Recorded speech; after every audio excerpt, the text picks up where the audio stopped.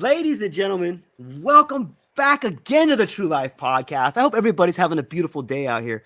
I got an incredible individual who's doing some incredible work, and he's coming all the way from the Sacred Valley of Peru. It's the one and only Luke Jensen, neurofeedback practitioner, psychedelic researcher, self-proclaimed armchair anthropologist, and like I said, he's coming all the way from the Sacred Valley. Luke, how are you today?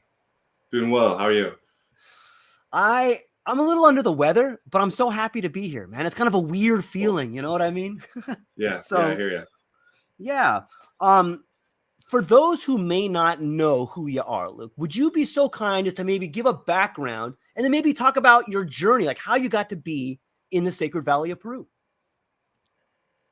Yeah, so joined the Marine Corps out of high school. That's how the story starts, and it was quite the adventure. I would say boot camp, its own type of shamanic experience. Maybe you totally change from this high school kid to going into boot camp and whole other world and make warriors out of you.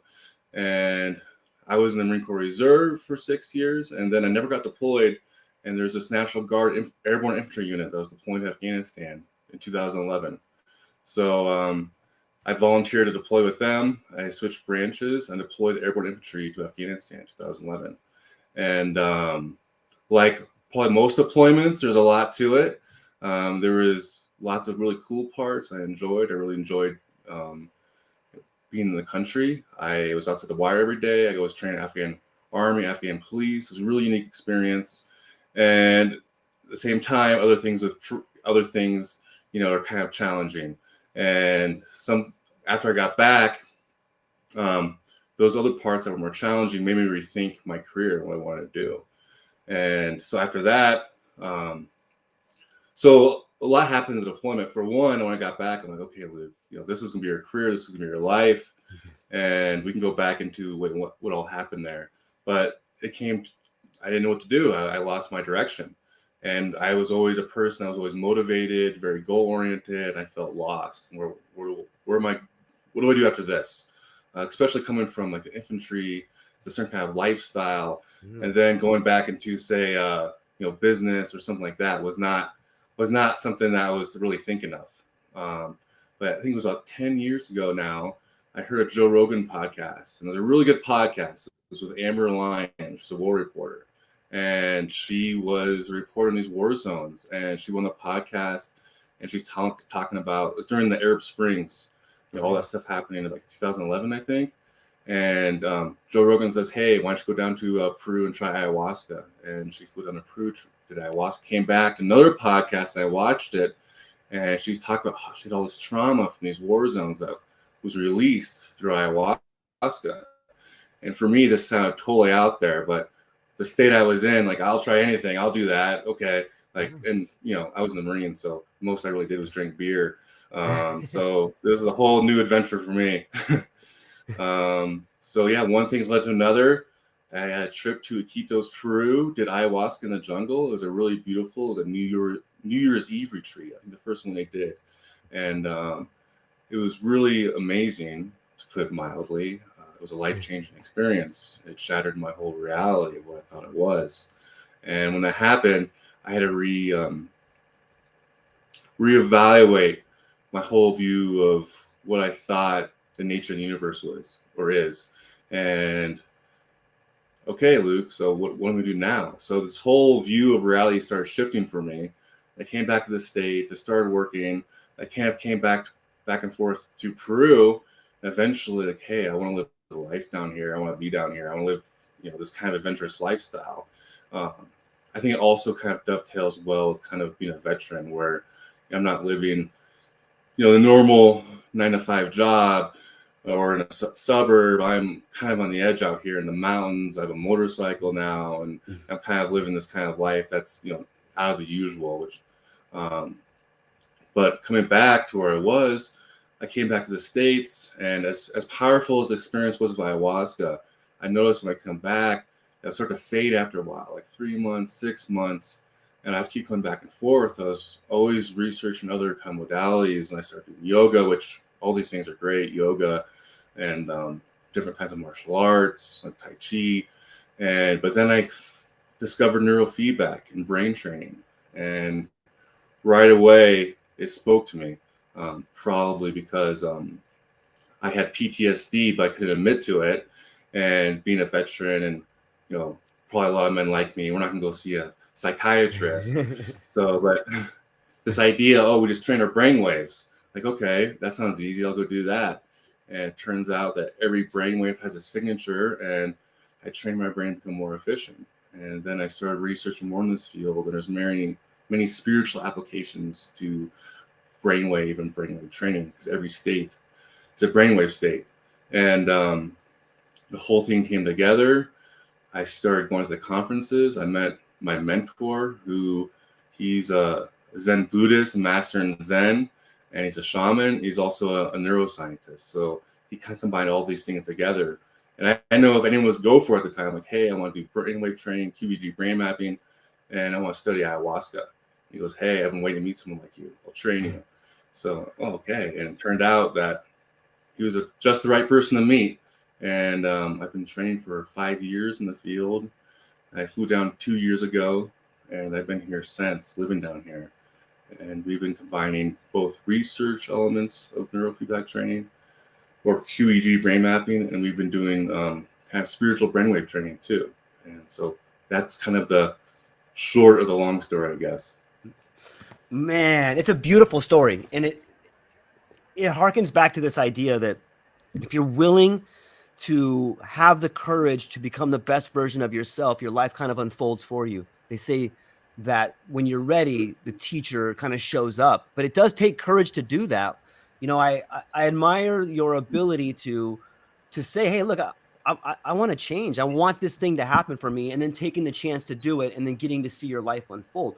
But when I hear the word brain mapping, like, that seems like such a broad brush. Like, what does it mean? Like, what does brain mapping mean? Maybe you could break down what that machine is, how it works, and then from there you could talk about how you use it in conjunction with ayahuasca. Yeah, so there's different kinds of brain maps. Okay. Most people have heard of MRIs and PET scans. What we do is called a QEEG. So an EEG is when you see the brain waves go across the screen, like you've probably seen them in hospitals, or maybe seen them on TV. A QEEG is we put those into a database, and it compares it to hundreds of thousands or a million other maps. And when it compares them, we see everything that's going on in the brain. So we know what people look like with anxiety. We know what people look like with depression, head trauma. We know what peak performers look like. We know what meditators look like. So in this database, we can see what areas of the brain are dysregulated. So most people that say have anxiety will have fast beta waves in the posterior of their brain. And once we see those brain waves, we can train them down, basically. But the brain map's kind of the roadmap. Okay. It's really an amazing technology. And what it is you put a cap on, it kind of looks like a swim cap. Okay. There's 19 electrodes on it. You put it on, it takes about 30 minutes, and we read the brain waves. And so what we've been doing is we've been partnering with different retreats. We take a pre-map and a post-map. And this is a very, very valuable tool, because many people go through say an ayahuasca retreat or a Wachuma retreat, and they know they have this powerful experience, maybe a spiritual experience, but sometimes, well, that's just psychological. That's just in the mind. Well, then I can show them afterwards, like, no, your brain physically changed. You create new networks. You can see anxiety and depression lifting. And it's very powerful. They can see it. It's almost like we print it out, and it's a manifestation of what they felt. And it's a very powerful tool. And then from there, we can advise them how to integrate. Like, hey, before, maybe your diet's an issue, maybe your sleeping's an issue. Like, we can see with a brain map what kind of meditation would be best for somebody. So someone's anxiety, they need open focus meditation, or someone that maybe something else, a different type of meditation will work. So it's a very powerful tool in many different aspects that can be used. It's so, man, it blows my mind. I think it's an incredible technology. And I'm curious, like, is there a before, a during, and an after? And then you can lay those on top of each other to give even like a bigger picture of what's happening?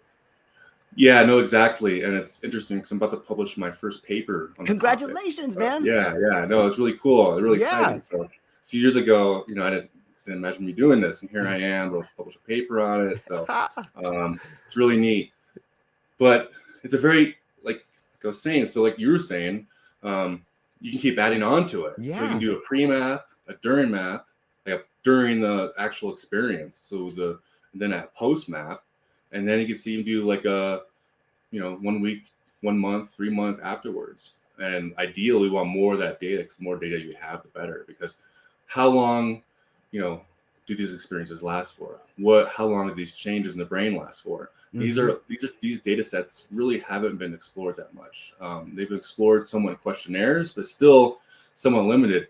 But now we can look at the actual brain. Okay, we can see, say, a month out, wow, these changes are sticking in a way that's really amazing. Or maybe some people, they might not stick that long. So we're all in the beginning stages of that research. And what differentiates between one brain and a different brain, or what brain needs what? Maybe there are different plant medicines that are better for different kinds of anxiety or depression or different types of symptoms.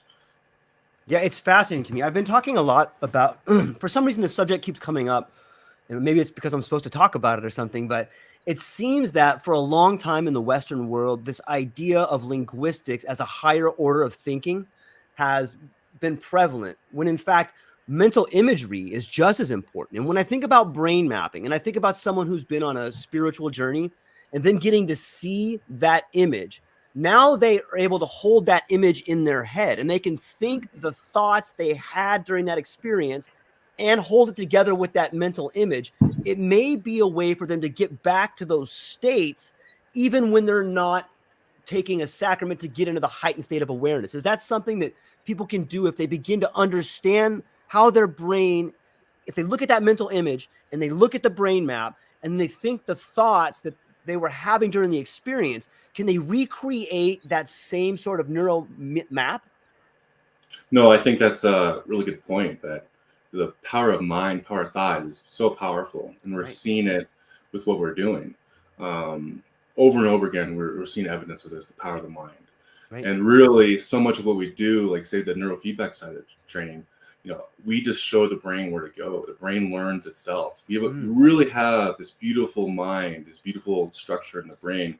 And what we do is the neurofeedback side of things is kind of like putting a mirror for the first time in a person's life in front of their brain and going, hey, this is the healthy direction to go. And it wants to go there. It's amazing. And it's when you do this, when I first did it, like, wow, my brain's doing this. I'm not doing this. It's learning how to become more efficient. And at the same time, when we do this training, we have this deep states training that we do with people too. We teach them how, it's called alpha theta training. It's famous in the neurofeedback field. Okay. This training takes them between the alpha state and the theta state. So theta state's the subconscious, beta state's consciousness, and alpha is the bridge. So you're kind of going to these hypnagogic states, and a lot of people have very powerful archetypal symbolism, and we talk over with them about it. And also what we do is we'll go over with people that say that they just did ayahuasca, and the neural connections after doing ayahuasca or any kind of plant medicine, all those neurons are firing, new pathways are opening, neurogenesis is happening, new axons are forming. So it's this beautiful time, say like a month out, 3 months after, any time after, to start like a new practice, like yoga, meditation, Tai Chi, something like that. But we also, our specialty is neurofeedback. So we take people in these states, and when we take people in these states, like, hey, I still feel the presence of ayahuasca. It's speaking to me. I still feel her there. And like, that's exactly what we wanted. So when we started discovering this was kind of my goal or theory. And then it was confirmed that when we take people to these states, that they can reconnect to that original experience in a deeper way and deepen it and explore it further. That this isn't just a static experience in the past, that your spiritual self is always evolving and to keep moving forward in your own spiritual evolution. So it's really cool. Yeah, it's amazing to me. On some levels, it makes me feel, or it makes me think that we're really beginning to have an instruction manual about how to think differently, or maybe this is the next evolution of thinking. And I know that those are that's a broad brush to paint with, but it seems to me that, when people are in these heightened states of awareness, you begin to process things differently. And the more you become accustomed to or familiar with that environment, the more you can bring back those things from those states. You start applying them in your life. And I think that this technique of brain mapping is an incredible way to make that happen, to translate that into reality. And you said something earlier that I want to go back to for a moment, and it was the first time that you saw the brain map, like that's kind of a weird experience. It's like we use our brain to think, but this is the first time you get to see how your brain thinks. It's almost like you're the observer right there. What was that feeling like? No, it's always fun because for the first time I show people this, like, here's your brain. They've never seen it before. Or I'll show them the raw brainwaves going across the screen as I'm recording it. Like, that's literally your life force. In a way, this is energy medicine. It's going to go through your brainwaves. I'm like, oh, wow. It creates, and so much of what we deal with, we think is just in our heads. I remember I just did someone just recently, and like, hey, sometimes according to your brain map, you might have trouble like being, task oriented or focusing. And he goes, well, I thought I was just a procrastinator, and it's just part of my personality. Like, well, it's in your brain map. You can train that, and that's not really you. That's just, it's interesting to think about the difference between mind and brain and who we are. It's very philosophical. So when I first had this experience, it's like, wow, okay. And for me, since I did have PTSD, then I go, oh, there's the pattern. And it made it much less personal. Like, Luke, there's nothing wrong with you. This is a simple brainwave pattern that you can train and make better. Like, this isn't a deficiency. This is a pattern that you have that, and here are the tools to make it better and make it go away. And that's what I did. I've been pulling up this book a lot, but like people I keep talking to, like there's things that keep happening that, and I'm going to read you. I just want to read you this little excerpt in here because it has to do with patterns, and I just want to hear what you have to think about it. It's about symbolic meaning and patterns, and it says, "What is a pattern? Despite what they say, people do not seek help from a therapist or counselor because they have a problem. People seek help because they realize that without intervention, the repetitive nature of certain thoughts, feelings, and behaviors will continue over and over." And that sounds a lot like brainwave patterns. That sounds a lot like the actions that we have are the patterns that we have in our brain. And you told that gentleman, like, oh, you may have problems with being task oriented because it's your brain pattern. What do you see in the brain mapping that tells you what the pattern, like, how do you translate this person is having task-oriented problems by looking at their brain map? Like, is it like a circle and a square in there, or is it going this way and that way, or like, what is it? How do you tell that? Well, there's lots of depth to it, but actually that's a simple pattern. So when you look at a brain map, it breaks it down. You have 4 or 5 major brain waves: delta, theta, alpha, beta, and you have gamma. And so his beta was low. And beta is your concentration brainwave. Beta is your focus brainwave. Beta is what you use for your day-to-day tasks. So when I saw it was low globally, and I said, well, that pattern is associated with, lack of focus, or possibly, lack of energy, or possibly with goal orientedness. But it's interesting you mentioned patterns, because we become patterns. We're pattern people. It's so part of like what we do in brain training, brain mapping, because most people, they're stuck in a pattern. A thought's a pattern, anxiety is a pattern, depression's a pattern. So both brainwave training, I would say psychedelics, it takes a rigid pattern and expands it, blows it up, and makes it malleable, makes it plastic, brain plasticity. And both these things are doing it. So it makes it from rigid to open. Most people's issues is a pattern of rigidity. So we break that pattern and open them up. And that's what psychedelics do. So we're both doing the same thing in different ways, and they both complement each other so well. And that's what's so interesting about it. It is interesting. It seems like, having one tool to fix good, but having 2 tools or 3 tools to focus on the same problem is even better. And I first heard about you through Sebastian, who was coming down there and taking some people down there. And he had mentioned that he had done some tours down there without the work that you were doing, and then did them with the work you were doing. And he had mentioned it was a whole nother dimension of healing, a whole nother dimension of understanding when you were able to use the sacrament and the brain mapping together. Is that something that is common for people that work with you for the first time to be like, whoa, it's a whole nother dimension? No, it's been really fun, because at first I wasn't sure how this would be taken, because so many people, like, and we always respect the space, and that we're never in the ceremony with machines, but still just be around there with technology, and it's kind of like, people go for this, Mhm. but we do show the respect. But once we show them what we're doing, they understand, they see it, like, oh, okay, I get it. And then once we show them, so speaking of Sebastian's retreat, we won't publish this data, but we recorded somebody in his retreat, and they had ADD, self-reported, in a questionnaire we had, and then we saw that pattern in their brain waves. It was like high theta pattern, so it was like lack of focus. And after the retreat, that brainwave pattern was gone, and his self-reported questionnaire, ADD was gone as well. So, I mean, this is a powerful observation we have that I don't think anyone's really mentioned in the scientific literature. And at first, you wonder, well, how does ayahuasca affect focus? We understand depression, anxiety, but if you think of focus as a trauma response, and a trauma stops you from focusing, if you start healing trauma through plant medicines, then it starts making sense.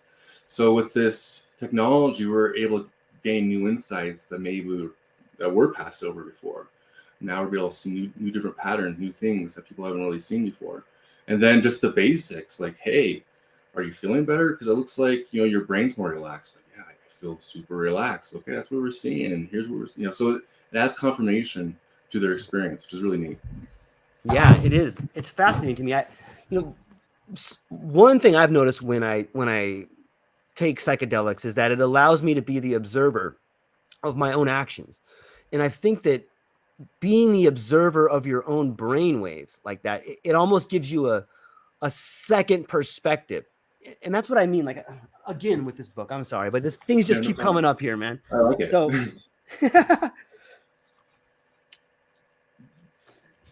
in symbolic modeling, there are two perceivers of a pattern. This book goes on to talk about how, you in any kind of therapy or in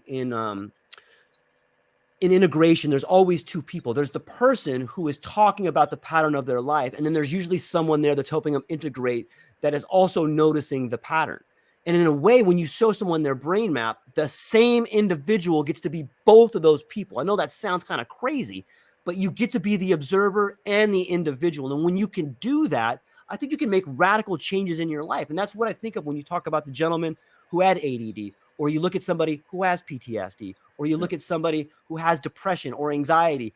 They're solving their own problem by rewiring or the neuroplasticity in their brain. But the tool of brain mapping, I think, is going to become something that is an incredible tool. Like, how can it not? It provides such a new perspective for people, right? No, I agree. I mean, everyone in the field, it's still a small field. It's grown more in the last Yeah. 10 years, kind of just like psychedelics. But Right. everyone believes that one day this thing's gonna catch on and it's gonna be big. People are doing this. It's such a powerful tool in so many different aspects. Some people are almost shy even talking about it because it sounds too good to be true. Like, yeah, we can start out treating epilepsy, people's seizures, and it can be very powerful at that. But it can also be powerful to train spiritual states, meditation. Yeah. And it can be powerful. But just seeing your map, seeing your brain, seeing who you are, and seeing what's going on. Like, hey, I have this pattern, and what do I do to make it better? So a lot of people, I'll say most people here, I've just done maps on just to show them what it is, and they don't do any brain training, but they go like, hey, here's what you can do to help your sleep. Hey, how's your diet? Because I can see through your brain map that maybe you have a blood sugar issue. They're like, really? Like, yeah.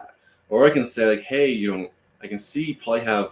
Some people say like, you can tell that from a brain map. I'm like, yeah, I can see a lot. So it gives them a tool to understand that, how they can improve themselves in different ways. And once again, I think meditation is one thing we always recommend. And then we can see with their brain pattern, like what meditation would be good for you. Because every meditation, some meditations might be good for some people and other meditations might be good for other people. So it's really neat. What is there like some pushback that you get? Like, I'm sure some people are like, hey man, you can't really do that. Or what are some of the biggest criticisms that you get? Well, I think some people just kind of don't know what it is. First of all, like brain mapping, what is that? We're kind of just hippies here doing plant medicine and stuff. But once I explain it to people, it's really cool that I get the response. And some people, kind of one interesting response I sometimes get is when people say, well, I don't want to know. Like, I don't want to know what's going on in my brain. I just want ayahuasca to be a spiritual experience. And that's it. Like, okay. But you have to remember, though, that this doesn't take away the mystery. This is just a simple tool. I think this deepens the mystery. And if you look at the ancients, it was like mystery with capital M, like Greeks, like this is something to be sacred. And when we take a brain map, like we're not telling you everything about yourself. Like I don't know like every spiritual part of your soul, but this is a tool to allow you to see deeper into what's happening and make it more fun and more interesting. So that's kind of some of the stuff I get. But one thing I want to say too, because you mentioned patterns. So I was thinking about this because this is important. I want to bring it up. Yeah. So many people get caught in a pattern, a thought pattern. And really what I've discovered in this work, and my mentors mentioned to me, that we don't solve things with our conscious mind. It's always our subconscious below that conscious mind. And this, when you take people in these deep states, or maybe a meditative state, but especially these hypnagogic states or psychedelic states, allows their subconscious to come through, allows them to kind of that Jungian individuation, that conscious mind and the subconscious mind meet. And it's almost like untwisting knots. So when people have these issues, often you can't think yourself through that. And I noticed that with me, because I was trying to find direction in my life, and I just started doing the brainwave training just to heal myself, just to like help myself with anxiety. And I started noticing, I started going to these deeper states, and like, oh, Luke, hey, these ideas will come forth. How do I make this work? How do I apply this? How do I bring this to other people? What aspect does this have with psychedelics? So I think it's important thing to keep in mind that always keep in mind you're more than your conscious mind. Your conscious mind is this little part in your frontal cortex, but we're this deeply, deeply complex, mind and soul all together. Is there a relationship between patterns and frequencies when you look at this sort of imaging or brain maps? Yeah, so it's interesting because everything we are is frequencies really in the universe. So I'm just studying one side of it, the brain's frequencies, but every atom vibrates, and all music, and so the powers of frequencies with healing, musical healing, and tones, and it's very impressive. But so that's what we do. We study the relationship between frequencies, brain frequencies, and the patterns that people have. And it could be simple things. It could be like, hey, this frequency, means you have head trauma, or some kind of inflammation. Or this frequency means that you've been meditating for a long time. Good job, So these things, all these patterns that are linked, and mind and brain, there's no real separation. They're both, the one is linked to another, and they kind of interflow with each other. And I would say the same thing with your soul, and we're still exploring that. But I think what we're gleaning from plant medicines and this research is that there's these powerful states that I can't brain map, say like the visions that you have during the experience. Right. But I can see that something happened and that you're affected and you're changed. So I can see that. So it's very interesting, like what we can see, what we can't see, and where the future may go. Yeah. I'm wondering, when I think about different cultures, I lived down in Baja California for a while at a surf camp, and it was out in the middle of nowhere, and it was just such a different world to me. It was so beautiful in so many ways.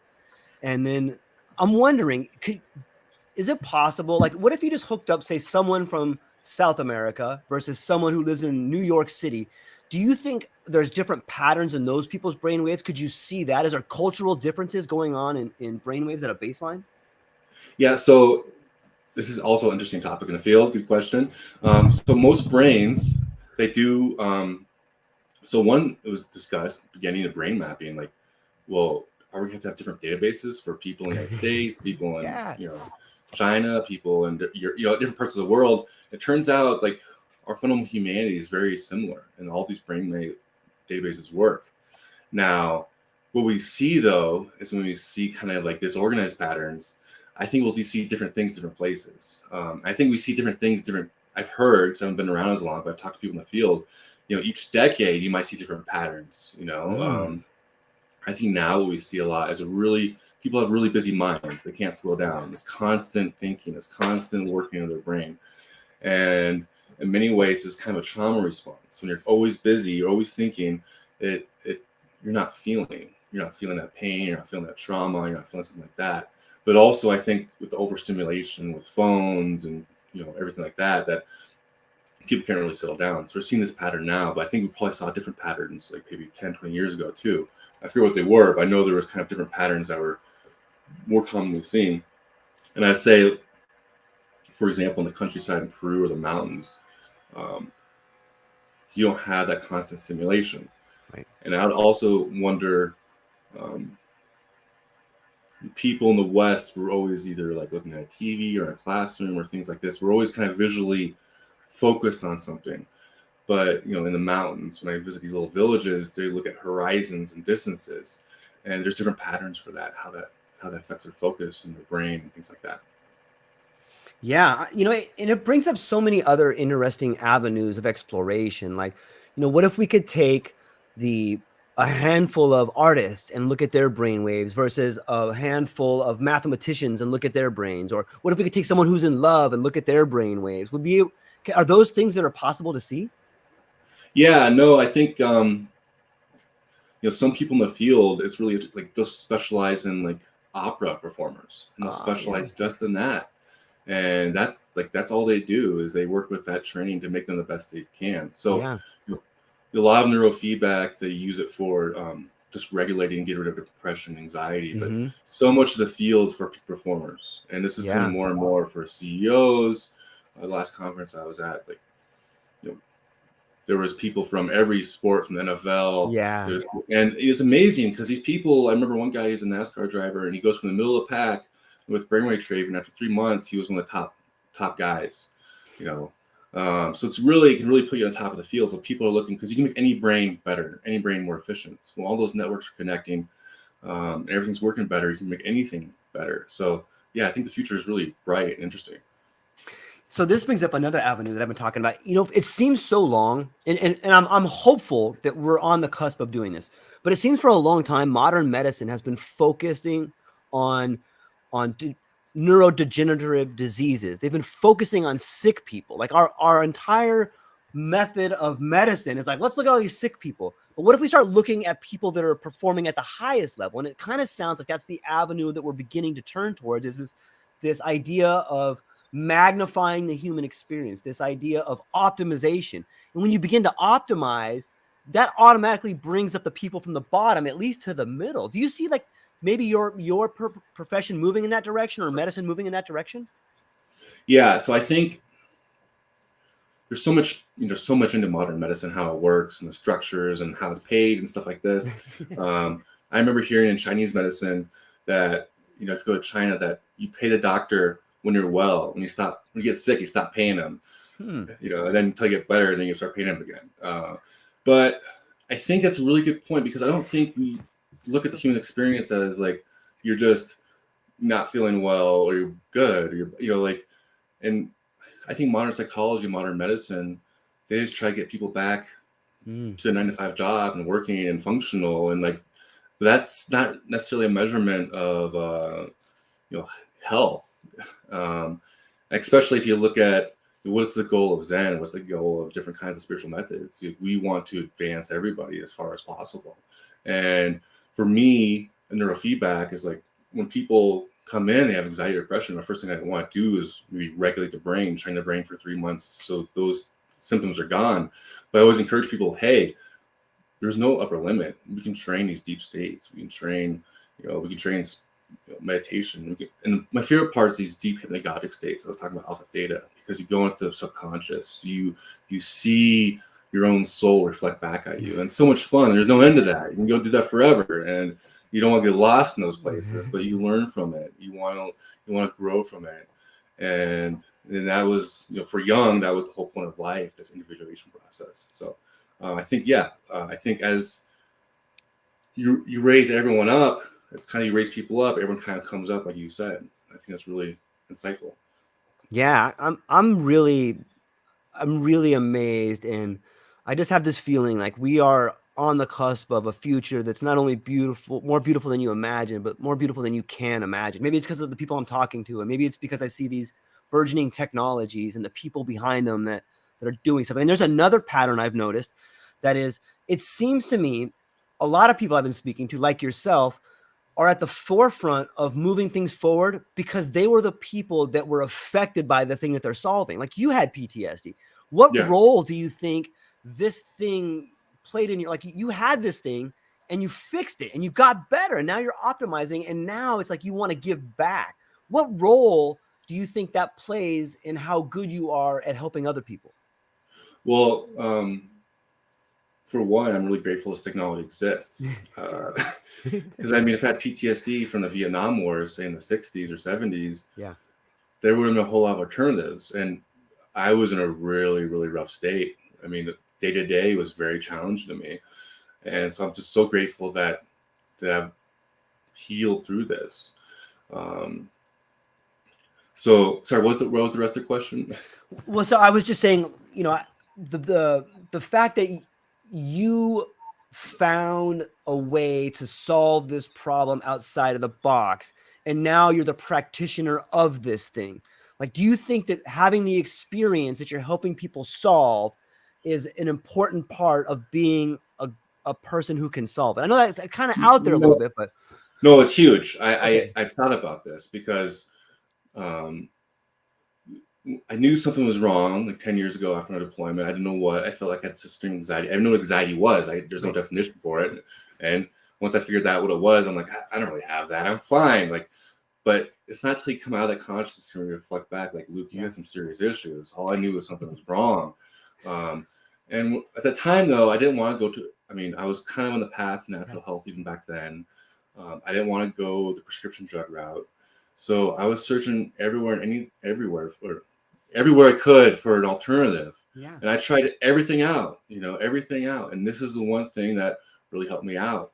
So when people are suffering, I had this past experience. Like, I've tried all these things. This is a powerful tool. And I think in a spiritual level,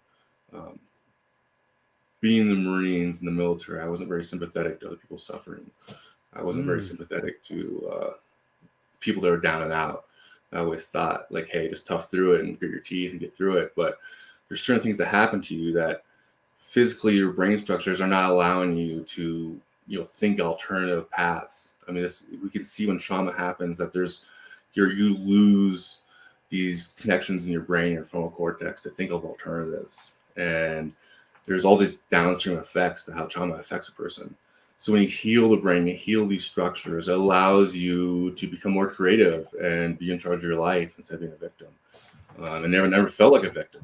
But at the same time, I could not get past where I was at. I could not find my own path. And I think for so many people, I think it's a common effect of trauma. They lose their own path. They lose their way. They lose their direction.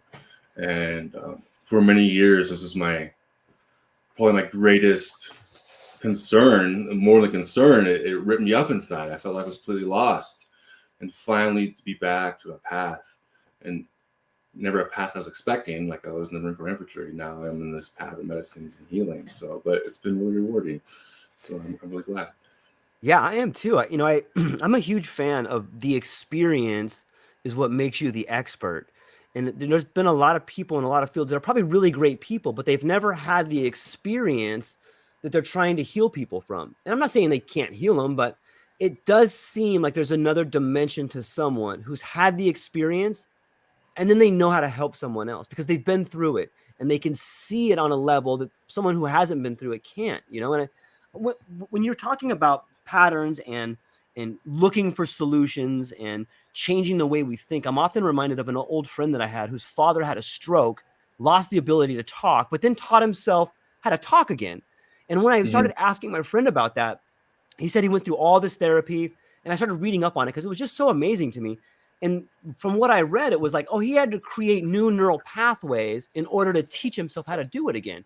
And that seems to be the same thing that's happening to people who go through major traumas, whether it's losing a child or some PTSD or depression. Like, they have that trauma has shut off that part of the brain the same way blood flow would shut off that part of the brain. And now you got to go back and figure out how to rejigger it or how to create those new neural pathways in order to bring back the patterns of positive thinking or bring back the patterns of communication that can get you to a good spot. And this this marriage of brain mapping and sacraments, they're beautiful, and I'm thankful for it. And I know that's kind of a mouthful, and I'm segueing to another question here, so bear with me, Luke.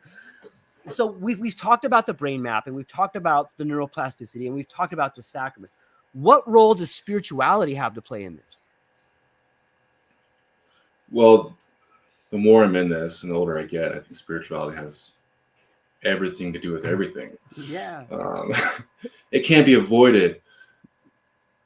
But even the simplest things, when someone overcomes their anxiety, or like your friend's father you're talking about Kentucky, that's a spiritual moment. Yeah. You might not think of it as like, a classical spiritual experience, but that's a spiritual experience that person can function, have their life back, and like, function at a higher level. That's a huge deal for someone that, they can overcome their anxiety, can be more, play with their children, go out and do things instead of being locked off. That's a huge, that itself is a spiritual experience.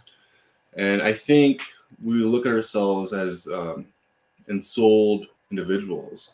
I think you're talking earlier about this future, this bright future. I really think that the 21st century, the century of consciousness, because before we always looked at human beings as a mere chemical constructs, but we're going to look at yours, and we're going to find evidence of this. I think we're already finding evidence of this, but so far the mainstream has ignored it. But we are ensouled individuals, spiritual individuals. I think that things that we think of as kind of out there, become like common knowledge, maybe like auras and things like this.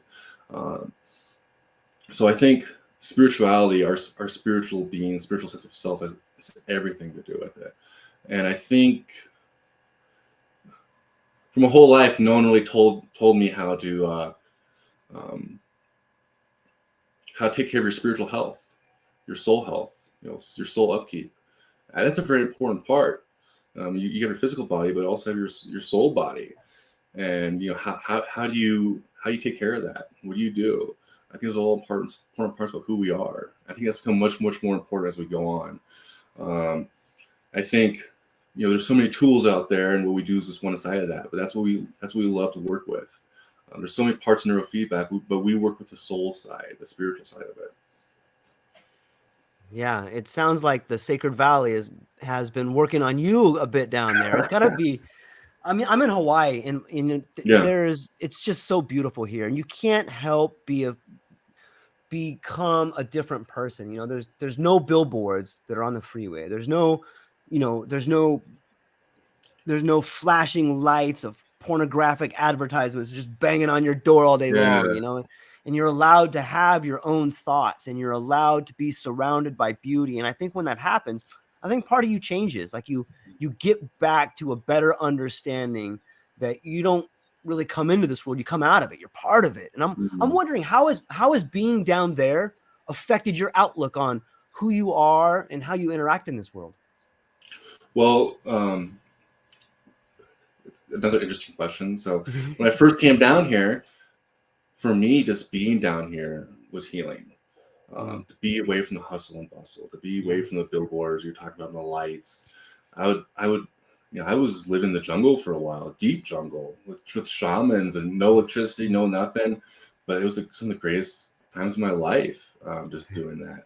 And it was wild because we drank ayahuasca three times a week, and there wasn't much to do. But the jungle's crazy. Like I was everything: anacondas, boa constrictors, tarantulas, all kinds of stuff.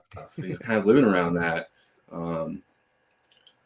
I think humanity, when we've detached from nature and piled into the cities, wasn't healthy for us. And I think constantly we need to look for ways to get back to nature.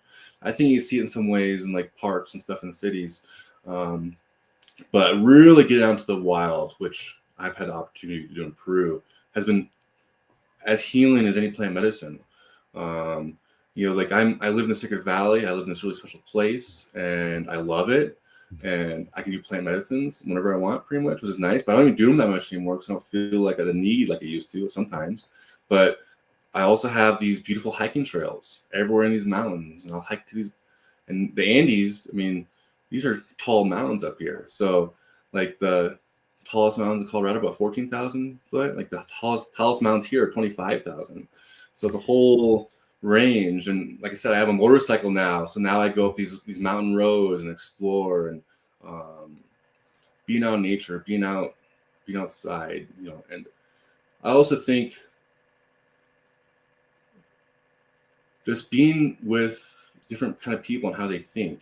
Everyone, it seems not everyone, but a large amount of the people in Western society are always going this way and that way and worried about this and that. And my girlfriend, she has an animal sanctuary, and we had this huge lot. We're plowing it with bulls. We brought a couple people over. We're plowing the field, and I sit out with them afterwards, because after they do that, they drink chicha, which is a local alcoholic drink made from corn. And I'm just sitting with them and looking at the mountains, and everything just really slows down, and I'm just enjoying this moment. Like, wow, this is really nice. So I think slowing down, enjoying the moment, enjoying all those moments that life has to offer. Like, this is what the Sacred Valley's done for me, and I really am eternally grateful for it.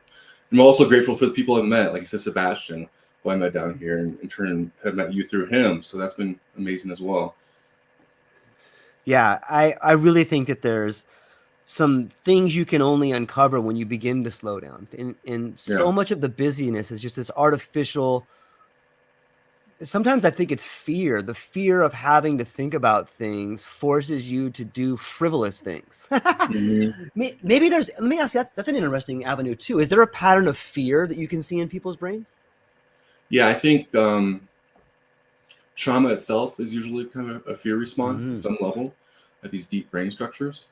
And we see through the brain waves, like the residual, because all the brain waves are basically billions or trillions of cells all firing at once. So we're seeing kind of how these structures fire, and we're seeing kind of the residual effect of it. But yeah, I think fear is a deeply inherent trait in trauma. And for me, I never thought myself as afraid, but something affected me. Something deep down affected like that part of my brain structure. And then your body becomes fight or flight. So then it shuts down some other brain structures because of the constant fight or flight mode. And this isn't a conscious response. And so many people think, just will yourself out of this. Well, it's not conscious will. You can't will yourself out of a brain pattern that's forcing you to be a certain way. You can always work on things and be the best you can be, but a lot of times the brain pattern you're working with. So yeah, there's a lot to it. Yeah, I was talking to Sebastian too, just about, we were just geeking out on different, heightened states of awareness. And a question I had posed to him that I'll pose to you is, sometimes when you find yourself on a really big journey, whether it's through ayahuasca or, LSD or mushrooms for me, is you see these really abstract geometric patterns. And like for me, I began wondering, man, is this some sort of a coding pattern? Like what if this geometric pattern could be mapped onto a brainwave? And I know brainwaves are maybe like the waves, but maybe you could see some firing neurons. Have you ever thought about like the images that you see as a coding pattern for the brain? Well, they are. And I'm not sure if our technology is advanced enough to see kind of that detail, but we can see when the visual network is firing up and things like this. We can see when they see things like that. But these patterns that we see, there's so much to them, because you have to wonder, like, is this our consciousness reflecting back at ourselves, or something beyond ourselves? I've been there before. Look at these patterns and wondering, what is this all about? And I remember being in the jungle the first time doing ayahuasca, and I was on this. It was like, so the floods in the area. So it was this maloca, and all the walkways are on wooden stilts 20 feet up. So it's this really surreal experience just in itself during the night. And I'm walking out, and I perch over the side, and I see the whole earth open up, and I'm purged, and I see this black fluid come and like fall into the earth, like 1,000 miles from the earth. And I had this overwhelming sense of the earth accepting it, like all this dark energy that had built up in me, accepting it and taking it in itself and taking it away from me. And the experience happens, and like, well, how is that just a hallucination? This is very complex, right? Yeah. And then I'll see the shaman, I'll see him, like, energy come out of him and heal people across the room. And I see these geometric patterns there. And I'm wondering, like, what is that? This is something, a special visionary sight you have when you're on these medicines. And do the yogis of old and these people have this trained, or some people born with this kind of sight? You know, it's very interesting, these patterns. But I agree. I don't know the whole end of it, but Yeah. Yeah, it's such a, and it doesn't happen all the time, but like there's been times where, you know, once is probably enough for people, but you know, it's so fascinating just to look back and try to think about what these patterns mean. And I came up on that idea of like, oh, maybe it's some sort of language, or maybe it's some sort of code. And I'm sure other people have had these ideas, but it's really a good meditation because you can hold on to that image forever. It's almost like it's always there to look back on, and it just changes the nature of relationships. And sometimes I think that that's what those geometric patterns do, is they give you the opportunity to see the world around you from a different perspective, because you're focusing on this abstract pattern. You're like, why is it over there? And then I start thinking, why am I doing this? And I'm like, oh, maybe that's what it's telling me. Yeah. Well, then you're in the plant medicines. You start wondering about the motives of the plants you're with and what their intentions are. And, you know, as much as, you know, like I know what mine are, but, you know, does this plant have intentions, and what kind of visions is it showing me, you know? So I think it's a very complex, and then you have shamanism thrown into the mix, and it gets even more complex. So yeah, I think the whole thing's fascinating. I think, so the East, I remember reading how some spiritual traditions, when you close your eyes, people see different patterns and colors, and they had theories for each one, like different colors and patterns. And I never got in depth with it, but people have thought about like these things do mean something. There's depth to that. And when we do alpha theta sessions, we take people in these subconscious states. They might just see a color, but that color itself has meaning. So there's meaning to all this stuff. It's so like, I really feel like we're beginning to uncover or rediscover a lot of things that we knew in the past, or that we're relearning some truths that are really going to help us in the future become better. What about, I'm curious about, have you ever done like generational mapping, like maybe like a father and then a son, or a daughter and a, you know, is there a, I'm wondering, is that possible to see similar patterns, or would you see similar patterns in that, or would that be helpful for generational trauma? No, I haven't done it myself. That would be interesting. Should do more work on that. But I know there's definitely generational patterns. One famous one is like, you know, alcoholics. You know, people born in families with alcoholism. Usually, so there's a person with alcoholism in the family. You know, siblings or you know, children might have that same brain pattern.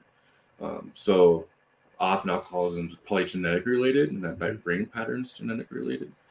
And usually, when people have addictions, I see this time and time again, they're correcting for a brain pattern. So people that are cocaine or stimulants, they're correcting for like a under-aroused brain. They're trying to bring the power levels up. You know, people that with alcoholism, you know, you often have like a busy mind, or trying to slow things down. So everyone's addiction is kind of like you're self-medicating with their addiction. What I noticed. Yeah, it's interesting because they are self-medicating with plant derivatives. It's almost like we've gotten away from the actual plants that can help you do it. They're just using the wrong ones, you know, or they're using the right ones and maybe a wrong methodology. Yeah, and exactly. We have these poor substitutes often, or maybe they're using the right plant with the wrong methodology, or I think we've just lost total connection with that kind of spiritual experience in the modern society. And I think for here, you know, coca leaves are highly spiritual plant, and all the shamans in the mountains, they hold the 3 leaves up. They call the apus. Each mountain has a spirit. They bless them, and this is highly, it's a very part of their culture. And then in the West, we make cocaine out of it. So, I think we need to rethink one, that in a way every moment is opportunity, a spiritual moment, and that there isn't like your life at church, your life back, or even, you know, your life in a ayahuasca ceremony in your other life. Like all your life, we're all spiritual beings, and some moments might be more visceral, but it doesn't mean other moments aren't as important. Yeah, you know, I'm curious because I know that, you know, a lot of the ayahuasca renaissance has kind of been happening, and all of a sudden it's making its way to the West. And is there a like a resentment, or is there some sort of hostility, or is everything okay? How do you think the people where you live feel about ayahuasca being moved into different parts of the world, or is there any feeling at all? Oh yeah, that's a complex issue. I think for people that live down here, and I think it depends on the person. Mm, For one, I think tourism has been healthy, ayahuasca tourism down here, like with money, but also money is corrupting. Um, mm, a lot of these tribes literally have had nothing. I've been with them. Like literally, there's a roof over their heads, and that's it. And the mosquitoes come in and sting them and stuff. And then Westerners start coming down and bringing like tons of money, lots of thousands of dollars to have these experiences. And all of a sudden, like it can create some weird situations I've seen as well. I also think that there's different debates among communities. Like, is this our indigenous medicine, or is this meant for other people? And only should we be doing it and serving it? Because now Westerners are serving it, and Westerners are training to be shamans, and there's kind of debates on that as well. But I think if you look at the past, if you think you look at peyote, mm. this wasn't traditionally in many parts of North America. It moved over time. So I think in world cultures, you do see transitions. You do see different times and places. And I think, and it sounds out there for a lot of people, but I think the plants have intentions as well. Yeah. And a lot of people say that, ayahuasca wants to help save humanity or save the planet. I'm not sure ayahuasca's intentions, but I've definitely had interesting experiences. My first ayahuasca retreat, four of the guys, including myself, were Marines, 12 people. The chances of that were just so minuscule. And they say that ayahuasca brings these groups together before they even come down. And yeah, I believe it. How does that happen? So I think there's a lot to it. I think that's kind of what this whole process is. We're all working through this and figuring it out. I'd love to hear the idea about the plant's intentions, because I think there's a lot of truth to that. I believe wholeheartedly in spirit, in the planet, and intentions. And I was just talking to a gentleman yesterday in Oregon who, they have decriminalized mushrooms, and they also had decriminalized marijuana. And we were talking about some of the differences and similarities between the two and what could become of things. And we begun talking about cannabis. And he had mentioned that there's this race to the bottom in cannabis now. Like everyone keeps lowering their prices. And, it's on some level, it's tough because there's these people that have really become good craftsmen and they should get paid a fair amount for it. And on the other hand, there's people that have this backload of product and they just want to move it, so they sell it.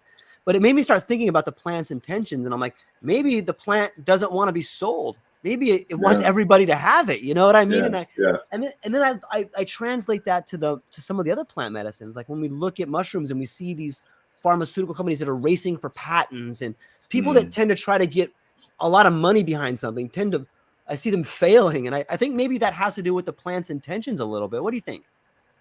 Yeah, I think anytime you're around an environment like this, you have the people that come in and make a quick buck. Yeah. And you have your sincere people that want to heal. And I think you have both sides of it. I think it's been around forever. Maybe it's a little more so in modern society. I think you maybe have that. But I think you have to always realize that there's always been that side of humanity, whether it's light or dark or greed and good. And that's something that we always have to deal with. And even in the valley, like, okay, that guy's for real. I'm like, okay, that guy's a little weird. I'm not sure about him. Is he gonna have, is he really a spiritual guy? Is he so you have this everywhere. I think that's kind of just part of the human experience. Now, interesting thing about the planet, maybe it's using the guy just trying to get it out there. Maybe he's the guy that they wanted. I don't know. But I think there's a side for everybody in these places. Like the craftsmen. I think the craftsmen always have their market because people value those kind of people. And I see them here. When I meet a good craftsman, or a good shaman, or a guy that just whatever is, some guys make DMT, to snort out different plants in the valley, and I don't know, no idea how they do it, but like I have a lot of respect for whatever they do to figure it out. So yeah, I think people that craftsmen, I think will always have a special place. Yeah, and maybe it's a we need both people. You need the innovators, and you need the sales guy, and you need the money for the other things. And in some level, they're probably all part of the same thing anyway. It's all part of the same system, right? If we look at consciousness, increasing or rising, we don't know, Right. what all those parts are going to be, all those moving parts, But I think overall, it's over time, it's going in the right direction. So I think that's maybe it's the part of faith too in it. Like, hey, I have faith that things will be better and that consciousness is rising and that this system, is looking to alternatives, because so many people look at, are stuck in this medical system or something else, and all of a sudden they try, maybe it's from the craftsman or maybe the cheap stuff or whatever, but if they had experience to change their lives and they could tell other people experience, and that's a good thing. Yeah, that's one thing I really love about talking to people in this space and seeing this space emerge and sort of begin to rise. The tide is rising, it seems, and there's so many different avenues and there's so many different little fractal places that this person can find. They can find surrender down this aisle, or someone else can find peace over here, and there's all kinds. It's almost endless where you can find the answers to a problem you may have, and it's really beautiful to me, and I'm really thankful to get to see it and to get to talk to people that are doing it like you and exploring new territories and helping people. And I gotta say, Luke, conversation has exceeded all of my expectations. I'm hopeful that one time I can come down there and shake your hand and check this whole thing out, and I would love to come down there. But before I let you go, Luke, where can people find you and where can they maybe learn more about what you're doing? My website, neuroenlightenment.com, is where people should go.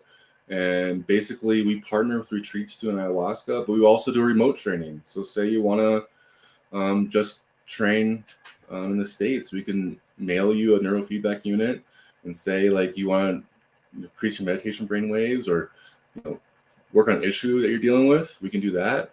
Also, we do integration. So people come and do ayahuasca and we send them with a home unit and they go home and we keep the work going. So it's been really fun, really rewarding.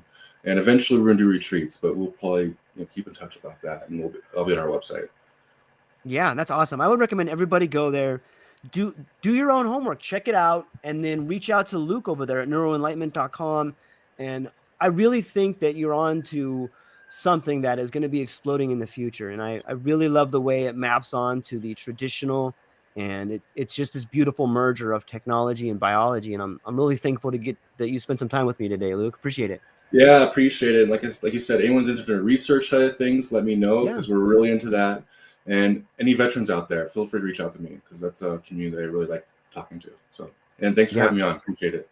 Yeah, pleasure's all mine, man. And hang on one more second. I'm going to shut it down, but I wanted to talk to you real quickly after. Okay. Ladies and gentlemen, thank you for everything. Check out Luke. He's an amazing guy. He's doing amazing things.